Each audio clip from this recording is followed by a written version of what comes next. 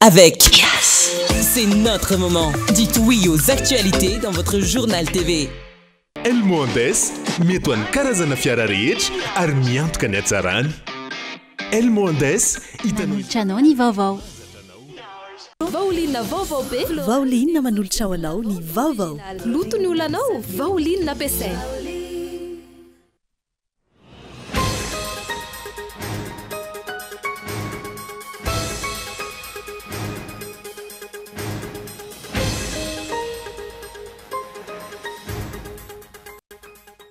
Maro ny etaeta sy ny faniriany vahoaka malagasy amin'izao fankalazana ny Noely na ny krismasy izao. Na izany, tsy tokony hanao krismasy ny Herôda, krismasy ny Materitreritra, jamba ny fifikirana amin'ny sezany, ka nitady ny fomba rehetra aminona ilay fahamarinana. Hoy ny filohan'ny FJKM atao anatin'ny afatra, nampitay no an'ny mpino rehetra tamin'ity androany ity. Tsy matokony heriny sy ny tanjany ary ny zava-bitany intsony ny mpitona fanjakana, ka tsy maintsy niroso tamin'ireny osoka sy tsy fanaran-dalàna nandritra ny fifidianana farany teo ireny. Miray tsy kombakomba amin'izany ny seni izay mitazapotsiny raha ny fanehoan-kevitra voaray tamin'ity androany ity ihany koa. Volamena milanja 3.7 kilao saika ondrana tsokosoko tany ivelany indray no tratehaka teny amin'ny serana mpiara-manidiny vato no omaly. Mpiasa eo anivon'ny ministeran'ny raharaham-bahiny izay nampiasa taratasy hosoka no tomponantoka tamin'ity fanondranana ity ary efa nanaovana filazana na fikarohana. Mampametra-panontaniana hoe ireo mpanao politika ny hoe ahoana ny tsy nahatrarana ireny taloha ireny raha tratehaka ihany koa ity omaly ity sady tsy nilamina ny firaisana tsy kombakomba. Ilamina amin'ny ankapobeny ny toetrandro manomboka androany sy rahampitso raha ny fanazavana teo anivony ny sampana mpamantatra ny mety ho toetry ny andro. Nahitana fianana ihany koa ny maripana raha ny fanazavana atrany. Any ivelany any Frantsa nandray ny toerana maha-ministra azy androany ireo ministra vaovao voatendry andrafitra ny gouvernemanta tarihin ny praiminisitra frantsay François Bayrou. Nisy araka izany ny fifamindram-pahefana teo amin'ireo ministra vaovao sy ireo ministra teo aloha tao Frantsa. Ny andinindin'ireo avy hatrany ary.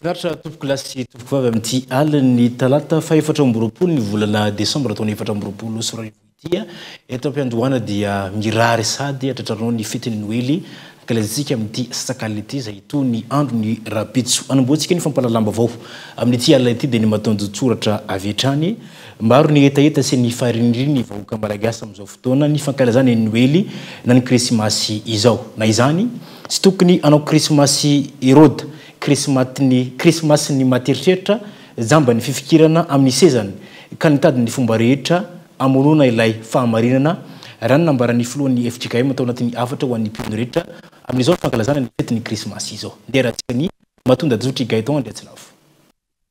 Andro firavoravona kristianina izay ankalazaina sy atserovana ny nateran'i Jesosy Kristy ny Noely na ny krismasy. Fety, fifaliana, firavoravona ary koa fametrahana ny tanjona sy ny faniriana eo anatrehan'Andriamanitra. Amin'izao vaninandro iainantsika izao, ny faniriany malagasy voalohany dia nanatsarana ny ady vilany manoloana ny fahantrana sy ny tsy fisina mianjady. Ny ampitombo ny vola miditra isan'ny tokantrano ahafana mandoa ny vidin-jiro, ny hofatrano, ny kolazin'ny mpianatra, mividy fitafy sahaza amin'ny mahafetiny andro, misakafo matsiro sy ny sisa, ary indrindra ho lavitry ny fahatapahan-jiro sy ny tsy fisiny rano izay efa lasa fiainana andavanandro nandritra ity taona ity. Faniriany malagasy rehetra amin'izao fetin'ny krismasy izao ihany koa ny anana Madagasikara vaovao ho amin'ny fivoarana ho an'ny daholobe tsy misy ankanavaka, indrindra ho an'ny tanora. Ametraka avo ny aso sy ny tanindrazana, hiaro sy tandro ny arem-pirenena ka tsy hisiny ny fitongilanana. Itsinjo ny tombotsoa ny vahoaka malagasy aloha ary indrindra ilolohan'ny Madagasikara sy ametraka azy amin'ny toerana sahaza azy.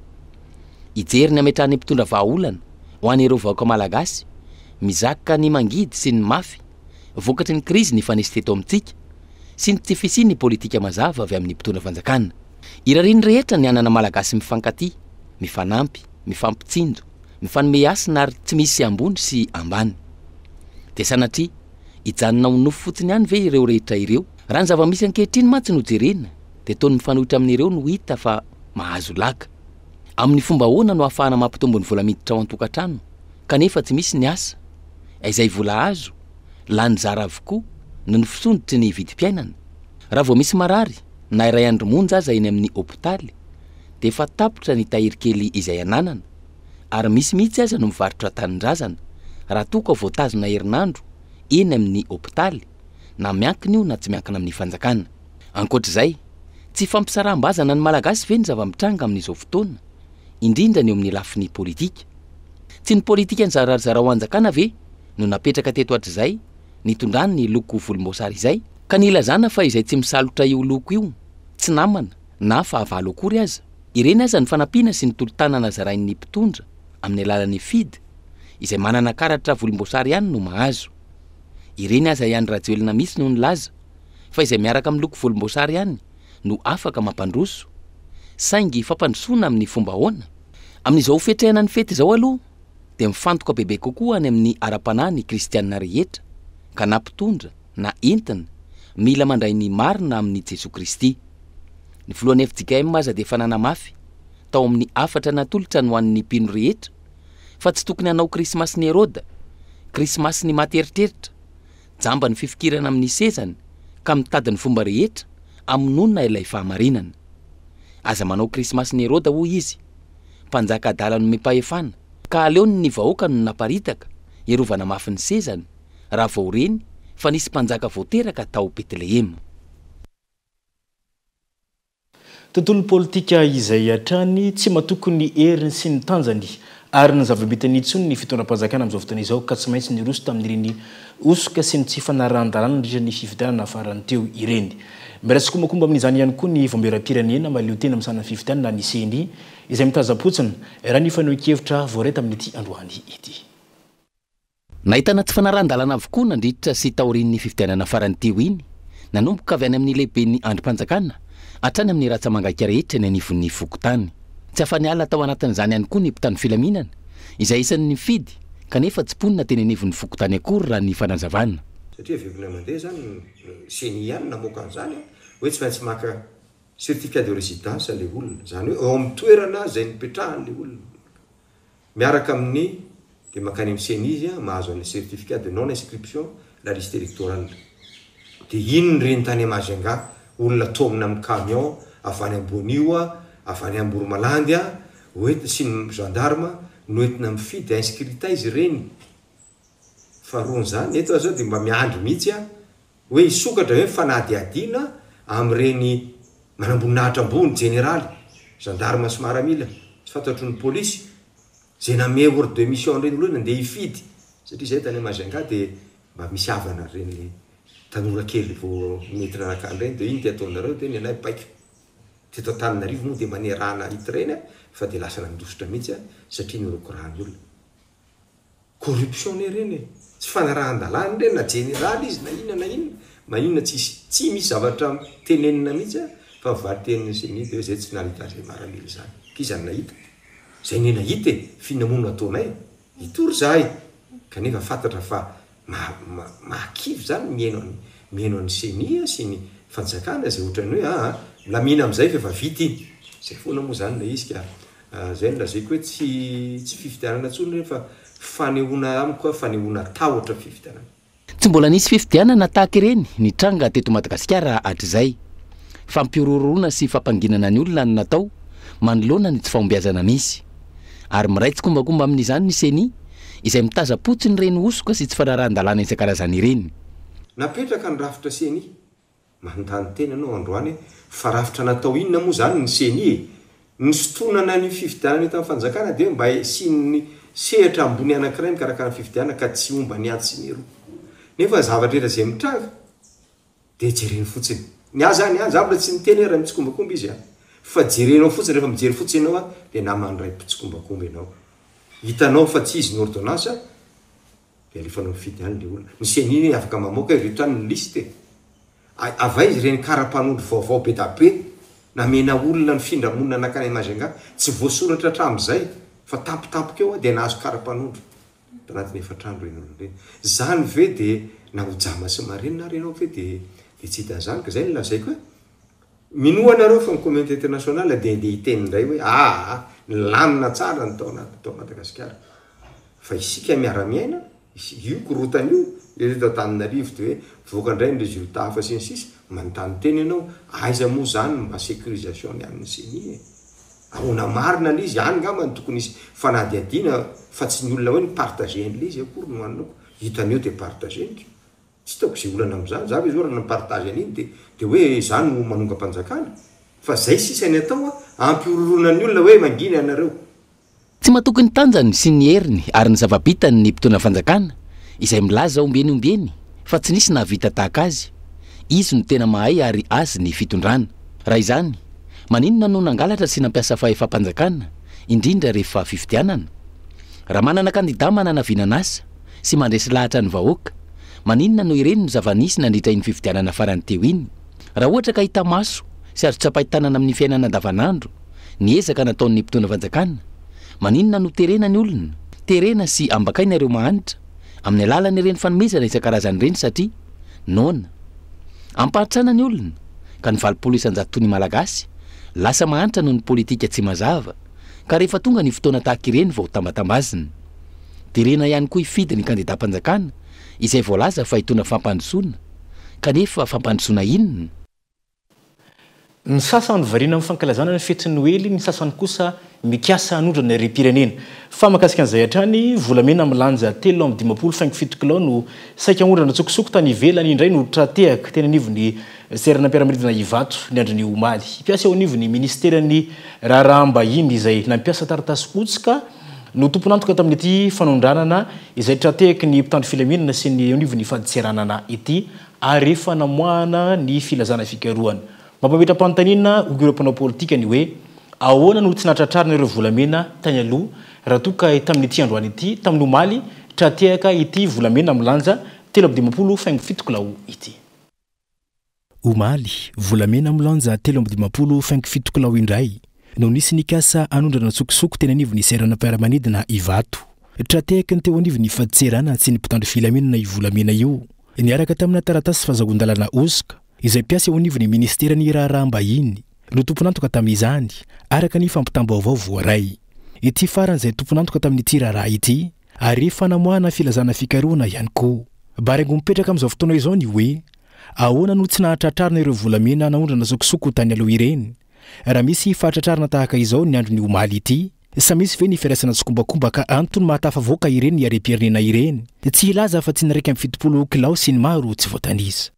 makasika ny ataoko hoe fahatratrarana an'le volamena 3:20 kilao mahery moa zany omaly dia mahafinaritra ny vaovao ohatry ireny ary mampiverim-bolo ny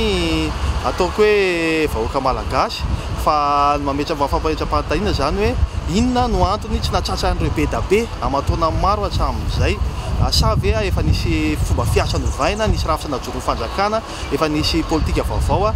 tokony ampahafantarina ny vahoaka malagasy zany ary tena mahaverim-bolo raha ny fitohizany ireny fa ny rarina dia mba tena ivoaka daholo zany mangarara hatramin'izay hoe izy daholo hatramin'ny 3:70 kilao hatramin'izay sy rehetrarehetra efa nisy zay tena koe raha nisy rafitra napetraka amin'izay tena mahafehy an'lizy sy nataoko hoe fandaminana tokony tsy adino ny taloha fa tena satria raha pirenena le izy tokony ivoaka ny mangarara amin'izay zany tena hoe mijoro mba tena hoany amin'ny lalana tokony izy amin'ny firenena tsy mbola mipetraka mazava ihany koa ny politika ny fanjakana ho an'ny ady atao amin'ny fanondranana ny re-pirenena ary tsy hita mazava ihany koa ny fianavana politika ho an'ny ady amin'izany fa volamena aloha ny resantsika satria zay ny tratra voaingana dia misy ny réseau ka rehefa tsy ao anatin'le réseau ve zany dia ohatry hoe tratra so ny sanatria ataoko amin'ny fiteny mahitsy misy manotrana dia tratra nefa raha ny ataoko hoe fanadiadina aloha izay nataon'ny fiarahamonim-pirenena sy ireo sehatra maro samihafa dia betsaka ny are-pirenena vahoaka tsokosoko ary zay mampametra-panontaniana hoe tokony amin'izao toeran'izao ve mivahoaka ny firenena malagasy mivahoaka ao aminy aiza ny anjara toeran'ny fitondram-panjakana fa io matoa ataoko hoe mbola misy foana matanjaka ny fanondranana re-pirenena amin'ny lafiny rehetra dia tsy manao andraiky n'izay ny ataoko hoe fitondram-panjakana tsy voasambany no nisy fikasana anondrana re-pirenena tahaka izao ny eto amintsika fa ankoatra ny volamena lasibatraiky ihany koa ny vatosoa sy ireo biby izay mampiavaka ny Madagasikara saingy mijanona amin'ny hoe misokatra ny fanadiadiana trano ny toy ny ireny raharaha ireny ary tsy hita mandraka androany ihany koa ireo tena atao mikotrika ny fanondrana ireo are-pirenena izay ny malagasy rehetra no tokony ahita tombontsoa amin'izy ireny. Fa la fomba vao ara-politika izay ndraiky kosa fa misaona tontolo politika amin'ity androany ity no dimandry ny marina teo tena anivony hôpitaly CHU GRA i professora Manantsoa Victor izay mpampianatra pikaroka tena anivony université ny ENI Fianarantsoa efa filohan'ny filakefim-pitantanany teo anivony sekoly Inskae nadritra ny roapolo taona ity farany ankoatra ny mpampianatra pikaroka azy efa nitana ny andraikitry ny ministre des relations avec les institutions ihany koa ny tenany nanomboka ny volana octobre taona 2024 hatramin'ny volana aprily taona 2024 andraikitra maro teto amin'ny firenena ihany koa no efa nisahany ny aloha izao nafatesany tamin'ity androany ity izao. Ny fianakaviam-be ny Cool TV FM dia mirary fioronana feno ho an'ny fianakavian'ny tompokalahy iray manontolo. Fa mianako anaty izay fankalazany ny fetiny Noely izay kosa fa ny tsenany vorona sy ny gisa sy ny vorontsoloza andro iray tsy atongava ny fetiny Noely mbola vitsy atreo tovyreo nanjifa ny akomamborona raha ny hita teny an-tsena anaovana fanadihadiana sahirana raha nambarany mpivarotra ny olona na misy aza ireo vidiny vorona izay amidy amin'ny vidiny mora amin'izao fotoana izao. Daniela Minorso. Hoarina tamin'ny tondasa nahitana fianana ny vidiny gana tamin'ity taona ity raha ny hita teny an-tsena na io azy izay fihinam-bidy izay mbola vitsy hatreto ireo mpanjifa tsy mandeha tahaka ny mahazatra ihany koa ny tsena ho ireo mpivarotra nanovana fanadihadiana. Raha le gana aloha izao amin'izao izy tena hoe tsy dia mandeha nefa le izy koa mora raha tamin'ny heritaona izao mahalafo 5 sy 3 alina fa amin'izao zao tena 3 alina ary tsotsofina vao mahalafo an'izay hita mihitsy aloha hoe le fiainana efa mihasarotra dia izay mahatonga le izy tsy mandeha mihitsy dia tsy manam-bola ny olona ny vidiny izao 5 sy 4 alina ka hatramin'ny 3 alina ny andefasanay amin'izao dia maly sy androany izy efa nandeha kely zara fa mandeha fotsiny ary fa hatramin'ny teo any apare amin'izay tena tsisy tsena mihitsy izay zao manomboka tamin'ny oktobra nanomboka nipy andreny dia mivoaka izy rehefa desambra le izy aloha misy tombony fa azo lazaina hoe kely le tombon'le izy dia nefa ianao zao tsy maintsy hoe rehefa fetatra zao mba fanararotana amin'le izy dia amidy mora tsy maninona fa aleo mandray kely. Raha nidina ny vidiny gana nahitana fikarany kosa ankilan'ny vidiny gisa tamin'ity taona ity anton'izany ho ireo mpivarotra ny fikarany vidiny sakafom-biby sy ny volalany amin'ny fikarakarana. Niakatra kely izao tamin'ny heritaona zao le ohatrany tony zao le majinijinika tony mbola azo 5 sy 3 nefa tamin'ity zao reny 4 alina le sakafo ny tena nampiakatra azy le sakafom-biby mialafo ny kelikely zao 5 alina dia le salasala ny 5 sy 9 alina dia le bebe 5 sy 4 alina 7 alina tena misatra aloha tena marina lazaina fa tena misatra le tsena tena azo tsapaitanana mihitsy tena tsy manam-bola ny olona. Ankoatra ny akoho ny gisa ary ny gana nijanona tamin'ny vidiny teo aloha ihany koa ny vidiny vorontsoloza tamin'ity taona ity manomboka amin'ny 5 sy 9 alina ny vidiny vorontsoloza vavy raha toa ka manodidina ny 5 alina sy 3 hetsy kosa ny lasa saingy tsy misy mpividy izany hatreto raha ny fanadihadiana hatrany. Ole fomba fiteny hoe dia alahelo zany ny akomamborona satria tsy misy mpividy amin'ity fetin'ny krismasy ity satria atao hoana fa izay le fasahirana ny malagasy izay efa mananika ny 9% no miaina latsaky ny $, araky ny tatitry ny banky iraisam-pirenena fa no manana fety izay hatrany tsy mifanaraka amin'ny fiakaran'ny vidim-piainana amin'izao ny vola miditra ao anatin'ny tokantrano tsirairay avy ka tsy nisy fanomanana be loatra amin'ny fiatrenan'ny fety raha ny fanadihadiana atao tamin'ireo olom-pirenena tamin'ity androany ity miaina amin'ny zava-misy avokoa ny ankamaroany ireo fianakaviana araky ity fanadihadiana entiny nialaka 900 ity. Satro ary tsy tony tamin'ny teo aloha ny efa manana ny fety amin'ny tia ho ireo olom-pirenena nanaovana fanadihadiana androany tsy misy ny vola ary saika miakatra avokoa ny vidin'entana amin'izao miaina amin'ny izay misy ny ankamaroany ireo malagasy amin'izao ary tsy afaka manoatra. Fety zany dia ny fety mitena hita fa hanjakanja rehefa fety sendra tsisy vola ka ny atiny ny karama sy misy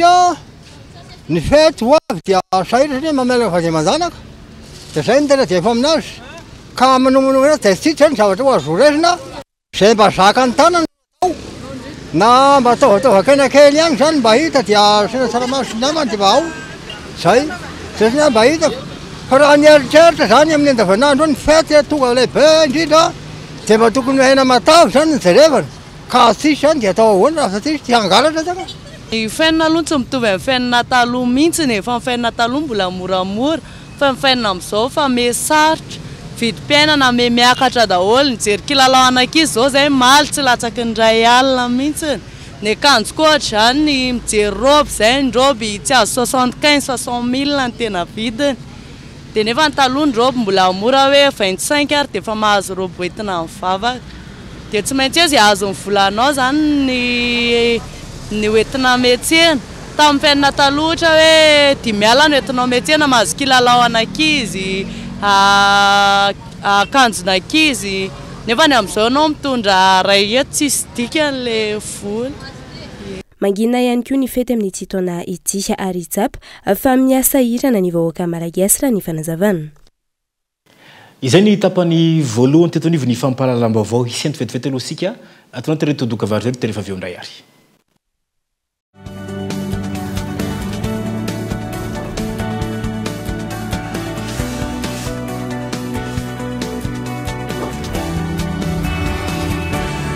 Efa ela nanasaky lamba fa ity vovon-tsavony Pauline ity afa mihitsy kely fotsiny ane dia efa ampy e. Way, ary tena mandroatra be malefaka ery lambo tsy mila mikosika be akory sady tsy manimba tana. Pauline 80 formule matanjaka miaro ny loko mampangirana sy manamanitra ny lambanao mandroatra be mahavita lamba betsaka sady manitra. Pauline anitra vaovao floral sy exotique afaka nadiovana fitaovana fa ihany koa toy ny fiara fitaratra loviatra karo. Pauline vaovao be floral exotique lavande original loto ny olanao Pauline nampiasaina.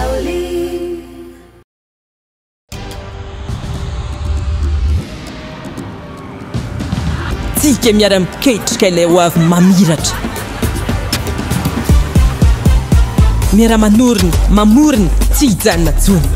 satria efa hainao fa tsika tanora no tompony.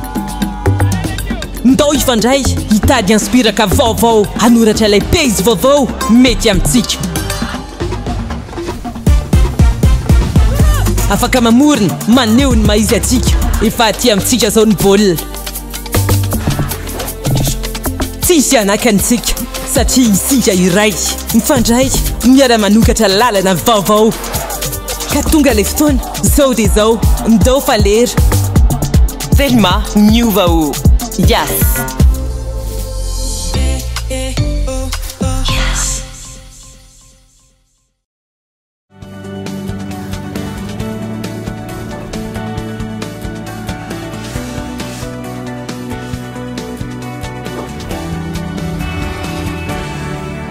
Ny tapany faharoa eto anivo ny fampahalalam-baovao dia mbola hananganana ohatrany tompoko lasy tompoko vavy anaraka izany hatramin'ny farany fa manoloana izay fankalazana ny fetiny Noely izay hatrany ilamina makampobeny ny toetrandro manomboka androany sy rapitso raha ny fanazavany teo anivo ny sampanampamantatra ny toetrandro nahitana fiainana koa ireo maripana any amin'ny faritra maro manirana androsy fa eto dia isaona Andriamanitra ho ireo mpamboly fa nirotsaka ny orana ho an'ny teto Antananarivo renivohitra ny tany Vakinakaratra ary ny tany Fianarantsoa tany. Lalana fisaona.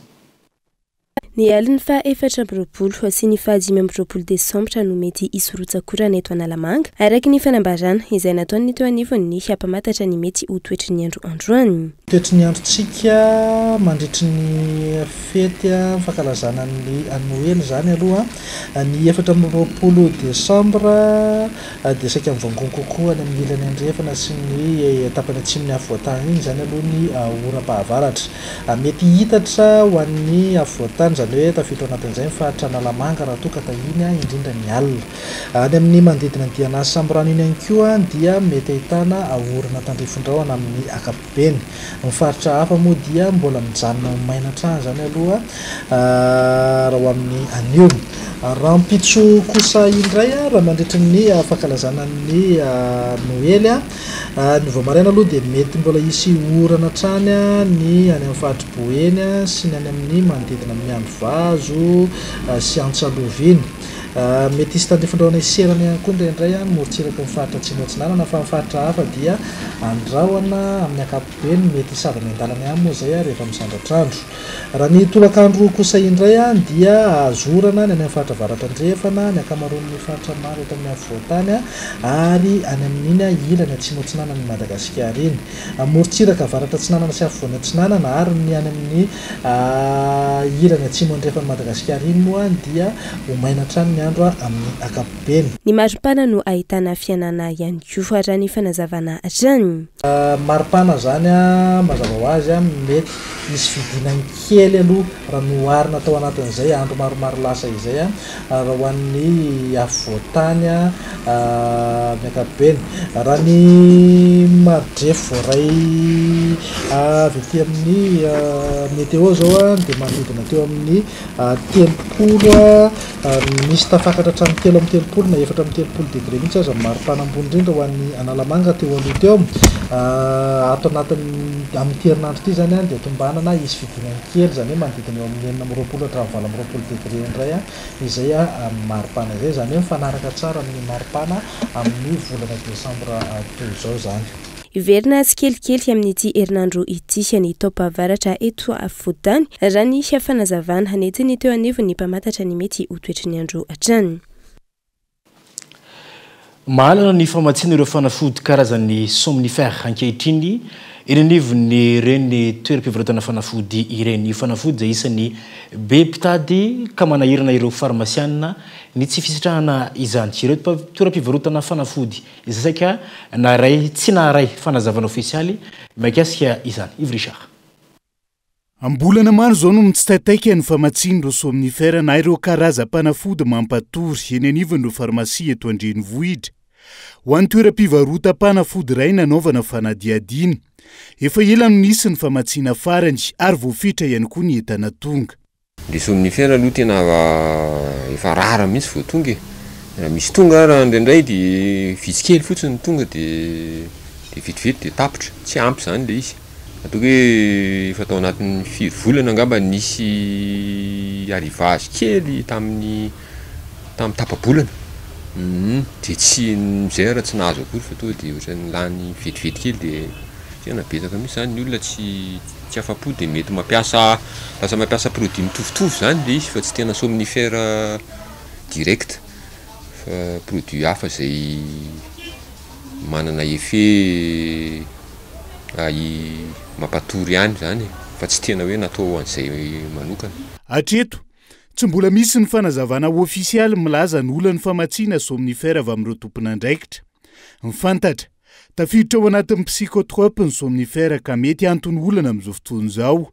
Ny fanafarana amin'ny psychotrope amin'ny ankabeny izay misy quota sy fepetra mafy kokoa. Dia ireo fanafody ireo zany efa contrôlé zany izy ireo ny exportation ndreo avy any France indrindra moa zany fa misy quota zany apetraka zareo dia rehefa dépassé zany iny quota iny dia tsy mametsona izy na manafatra foana ary.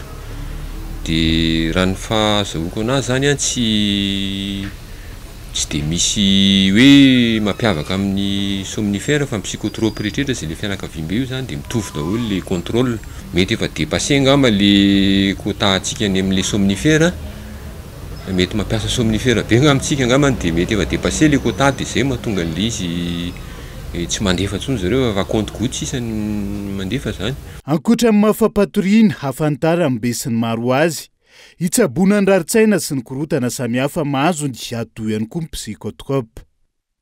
Pejy ny fahasalamana izay hatrany tandidin-doza noho ny résistance aux microbiennes. Ny fahasalamam-bahoaka ny biby ary ny tontolo iainana amin'izao fotoana izao vokatry ny tsy fahafezany fihinanana ireo fanafody adina amin'ny microbe na ny antibiotique. Daniela Minarso. Manodidina ny indray faingo 7 tapitrisa eo isan-taona ny olona maty ny tohitry ny microbe na ny résistance aux antimicrobiens maneran-tany. Raha toa ka manodidina ny 705 kosa izany raha ny eto Madagasikara manokana, vokatry ny fampiasana antibiotika tsy voafehy sy tsy araka ny tokony ho izy, araka ny tatry ny OMS na ny Organisation mondiale de la santé. nitohitry ny mikroba amin'ny fanafody sy ny fahakoaterany izay misy fiatraika angoavana amin'ny tontolo iainana. Antony tokony hanamafisana ny pekady momba ny fitantanana ny fakompanafody raha ny fanazavana. Any amin'ny tontolo iainana no mivarina ireo fakompanafody, anisan'izany ny antimicrobien sy ihany koa ireo mikroba manohitra fanafody ary miparitaka eo anivon'ny tontolo iainana izany. Ary manaraka izany dia mety hiverina any amin'ny olombelona sy ny biby indray izy ireo raha ohatra ka tsy misy fandraisana an-tanana izany fitantanana ny fako panafody sy ny loto miparitaka any amin'ny tontolo iainana izany. Dia ny tokony atao mahakasika an'izay dia mampiditra ilay resaka fanoheran'ny mikroba amin'ny fanafody ao anatin'ireo politika sy drafitrasa ary paikady isan-karazany ireo mba ahafahana mitantana araka ny tokony ho izy ny fakompanafody izay sokajiana ho fako chimique sy ireo loto miparitaka na hoe ireo mikroba manohatra fanafody izay sokajiana ihany ho fandotoana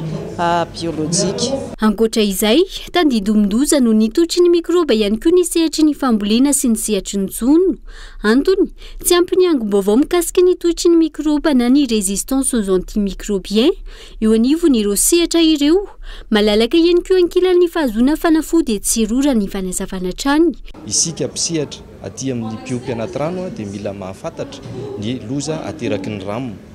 Ny aty amin'ny sehatry ny jono sy ny fiarina anaty rano dia eo amin'ny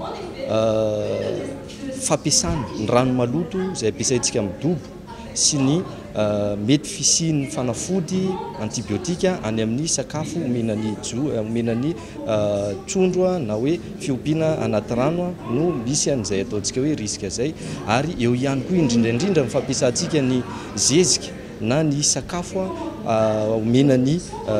biby fiompy anaty rano avy amin'ny biby fiompy antanety izay avy nitsabotsika amin'izay antibiotika izay. Ka izay indrindra no antony anentananay an'ireo piopy majinika na lazaintsika koa hoe élevage à petite échelle anao an'izay fikirakirana ny rano sy ny gestion des déchets zay misy eo amin'ny fiompiana anaty rano izay. Nankalazaina nanomboka ny 20 Desambra lasa teo hatramin'ny androany 13 Desambra ny herinandro maneran-tany fanentanana ho antohitry ny mikroba na ny résistance aux antimicrobiens ho antsika eto Madagasikara. Peja ny kolotsaina indray kosa miavery isan'andro ireo soatoavana malagasy norovaina tamin'ireo razambe raha ny firafitry ny fiarahamonina amin'izao fotoana izao no jerena raha ny fanehoan-kevitra ireo mpandala ny fomba malagasy tsy tataritra ny anivon'ireo sehatra isan'ny sokajiny intsony ny fifanajana izay isan'ny fahendrena na indraindran'ireo taolo malagasy fahiny. Iray amin'ireo soatoavana na sari-piaron'ny tolo malagasy fahiny ny fanindraindraina ny fifanajana nentina nanabeazana ny fiarahamonina malagasy. Miavery izany ankehitriny ary ankavitsiny malagasy no mbola mitandro fatratra izany fifanajana izany ho ny mpandala ny fomba malagasy. Tsy magaga araka izany raha tsy hanome asina ireo zokiolona ny ray aman-dreny sy ireo mpanabe intsony ny tanora sy ny fiarahamonina malagasy amin'izao fotoana. Sanatrivy nisy fahabangana zay fanabeazana zay ho antsika malagasy mahatonga antsika tojo an'izao fahasahiranana zao. Sanatrivy nanao atsirambana ny mpanabe atsika nahatonga antsika takan'izao zavatra zao. Fa ny fototra lehibe manimba antsika malagasy dia ilay fifanajana. Very tanteraka ny fifanajana satria na ny mpampianatra ary ilay mpanabe manitsy ny mpianatra dia efa sahin'ny mpianatra mamingavinga sady azany mpanabe zany. Nefa ianao no omena fahalalana, ianao no omena fahendrena, ilay manome fahalalana sy fahendrenanao indray no vingavingainao, tsy omenao hasina, tsy omenao aja. Tsy tafapaka any amin'ny tanora sy ny fiarahamonina ankehitriny intsony ireo soatoavana malagasy fahiny ka antony mahatonga ny fikorontanan'ny fiarahamonina ho hatrany ny fanzavana. Anisan'ny navery hasina ihany koa atsika malagasy dia ny tsy fampitantsika ny soatoavana izay fantatsika tamin'ny taranaka. Io angamba no ataoko hoe fahabangana lehibe ary raha misy ny ezaka tokony ataon'ny haino aman-jery, tokony ataon'ny ray aman-dreny dia amin'ny fampitana izay soatoavana malagasy izay ho an'ny taranaka satria vitsy ny taranaka malagasy no mahay an'izany sotoavana malagasy zany tsy tsiny ary tsy omena tsiny ny taranaka raha ohatra ka tsy manaja ny tanymasina satria tsisy nampafantatra anazy fa tanymasina io tsy fantany akory ny dikan'izany hoe tanymasina zany tsy fantany akory ny dikan'lay atao hoe hasina satria na ny rafim-pampianarana misy am'izao ary tsy mamelanja mihitsy ny an'izany resaka hoe hasina sy ny tanymasina zany. Mila averina sy asandratra araka izany ny asin'ny mamalagasy sy ireo soatoavina navelan'ireo razambe fahiny ohatrany ny mpandalina amin'ny fomba malagasy. Isan'izany ny fihavanana izay mivoa ny fifanampiana, fifandeferana, fifanajana sy ny firaisan-kina ho fampanjakana ny filaminana sy tezana ny fiarahamonina malagasy izay mivoatra any amin'ny tsy izy ankehitriny. dia izay ihany koa tompoko lasy tompoko vavy no mimarina ny fotoana ny fampalalam-baovao tamin'izao alina izao isarokanao tana tokantrano naraka izany hatra amin'ny farany samy tsara tompoko lahy marapita fa tompoko vavy firma tompoko.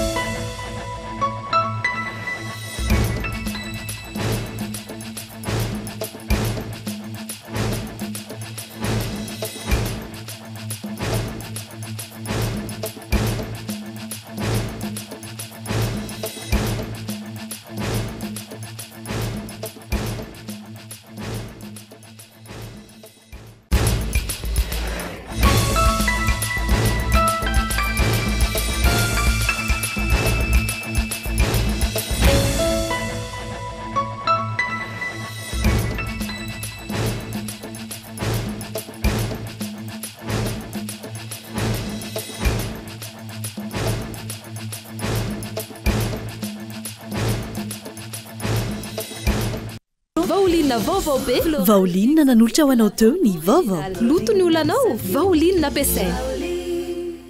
El Mondes mety ho an'ny karazana fiara rehetra ary miantoka ny hatsarany. El Mondes il a présenté ny vaovao. Avec Yes, c'est notre moment. Dites oui aux actualités dans votre journal TV.